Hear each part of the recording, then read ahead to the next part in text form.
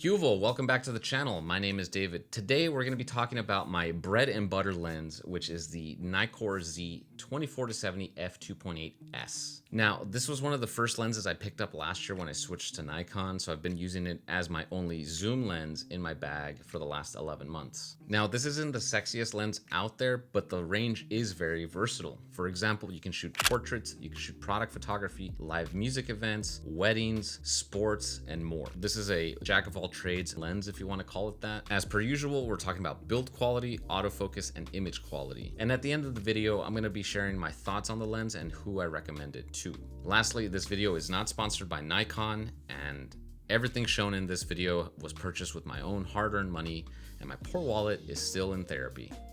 So without further ado, let's just get started with the review. As with the majority of their S line of lenses, the 24-70 is made with a combination of metal and high quality plastics. The lens is built around a metal lens mount with a weather sealing gasket. Nikon also says that the 24-70 is fully weather sealed, so you have peace of mind during inclement weather conditions.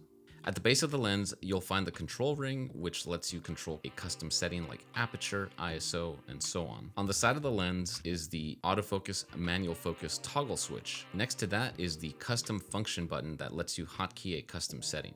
On the top of the lens, there is a mini display that shows you relevant info like aperture, focal length, and focus distance. You can toggle between the settings by pressing the display button. At the front of the lens, you'll find a large rubber zoom ring that is well dampened. At the very front of the lens is the manual focus ring. The lens filter is also an 82mm and it comes with a plastic lens hood. Overall, this lens is fantastic and hits all the marks in the build quality department.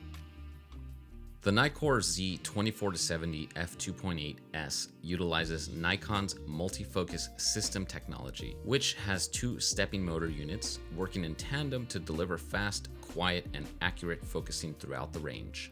The silent autofocus performance of the 24-70 f2.8 combined with the Nikon Z8's silent mode maxes your points in stealth. With this combo, no one will hear you taking their picture, which is great as I usually find myself in one of two scenarios. For me, it's in the recording studio with a band, where audio is being recorded and silence is a must. Or another common scenario for many photographers is a wedding ceremony. During the ceremony, everyone is so quiet that the clack of the shutter can become a distraction.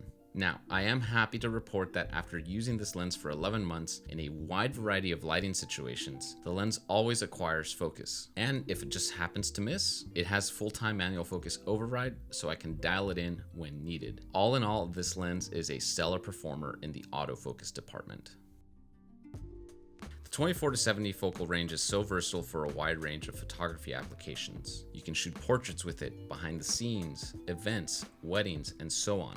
The bright f2.8 aperture combined with the rounded 9-blade diaphragm produces some fantastic results. Like other Nikon Z lenses I've reviewed, this utilizes Arneo and nanocrystal coatings to prevent ghosting, reflections, and flaring when working in strong lighting and backlit conditions. 4 aspherical elements help reduce spherical aberrations and distortion in order to help produce sharper images. 2 extra low dispersion elements are used to reduce color fringing and chromatic aberrations throughout the range. The lens is a staple in any photographer or videographer's bag.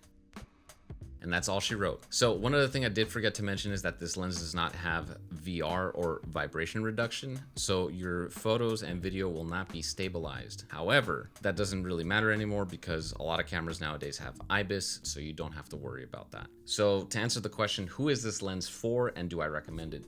Let's start with the first question.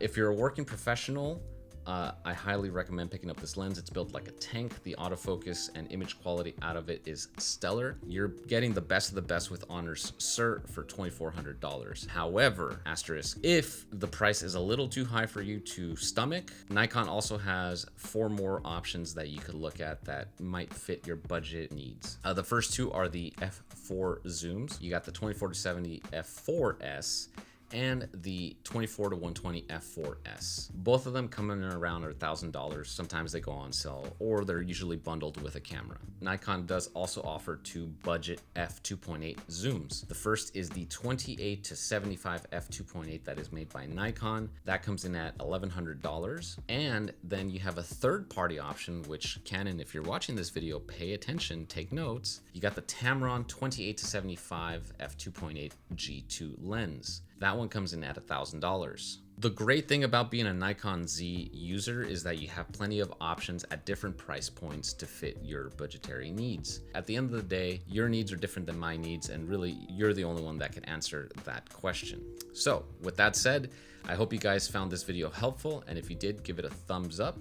If you didn't like the video for whatever reason, double tap the dislike button twice. Trust me, it works. Subscribe to the YouTube channel if you haven't done so already. Oh, and follow me on Instagram at DLoVisuals, where you can keep up with my latest adventures. And I'll see you guys in the next video. Hasta luego.